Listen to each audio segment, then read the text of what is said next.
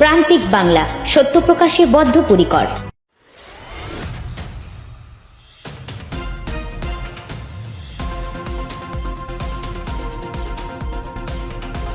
নিখোঁজ ৪৯ জন মৎস্যজীবী সহ ৩টি ট্রলার। আবহাওয়া ভালো হওয়ায় নতুন করে উদ্ধারের জন্য নামানো হচ্ছে এয়ারক্রাফট। সময় যত বাড়ছে উদ্বিগ্নে রয়েছেন নিখোঁজ মৎস্যজীবীদের পরিবারগুলি। সোমবার সকাল থেকেই মৎস্যজীবী পরিবারের সদস্যরা মালিকের বাড়ির সামনে ভিড় জমিয়েছেন। নিখোঁজ ৩টি ট্রলারে মোট ৪৯ জন মৎস্যজীবী রয়েছেন।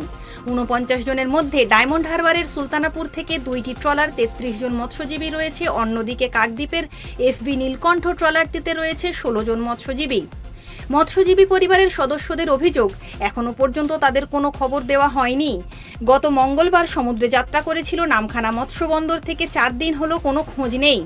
জানা গিয়েছে দুর্যোগপূর্ণ আবহাওয়া থাকার কারণে সব মৎস্যজীবী ট্রলার নিয়ে সমুদ্র থেকে উপকূলে ফিরে এসেছে, কিন্তু উপকূলে ফেরার সময় কয়েকটি ট্রলারের মেশিন ও ওয়্যারলেস বিকল হয়ে যায়। ওই ট্রলারগুলির সঙ্গে কোনোভাবেই যোগাযোগ করা যাচ্ছে না। বিষয়টি উপকূলরক্ষী বাহিনীকে জানানো হয়েছে। কাকদ্বীপ ফিশারম্যান ওয়েলফেয়ার অ্যাসোসিয়েশনের সম্পাদক বিজন মাইতি বলেন, ৩টি ট্রলারের সঙ্গে কোনোভাবেই যোগাযোগ করা যাচ্ছে না।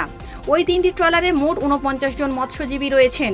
আজ সকাল থেকে উপকূলরক্ষী বাহিনী এয়ারক্রাফট নিয়ে সমুদ্রে তল্লাশি চালাবে বলে জানা গিয়েছে। এছাড়াও মৎস্যজীবী সংগঠনগুলির পক্ষ থেকে 5টি ট্রলার তল্লাশির জন্য সমুদ্রে পাড়ি দেবে। তিনি আরও বলেন, এই প্রাকৃতিক দুর্যোগে আরও 4টি ট্রলার নিখোঁজ রয়েছে বলে জানা গিয়েছে। তবে কোন ট্রলারগুলি নিখোঁজ রয়েছে তা জানার চেষ্টা চলছে। অন্যদিকে ফ্রেজারগঞ্জ উপকূলরক্ষী বাহিনীর তরফে জানানো হয়েছে, সকালের দিকে একটি এয়ারক্রাফট তল্লাশি চালিয়েছে এবং একটি জাহাজও তল্লাশি চালাচ্ছে। তবে সোমবার বিকেল পর্যন্ত মৎস্যজীবীদের কোনো খোঁজ নেই।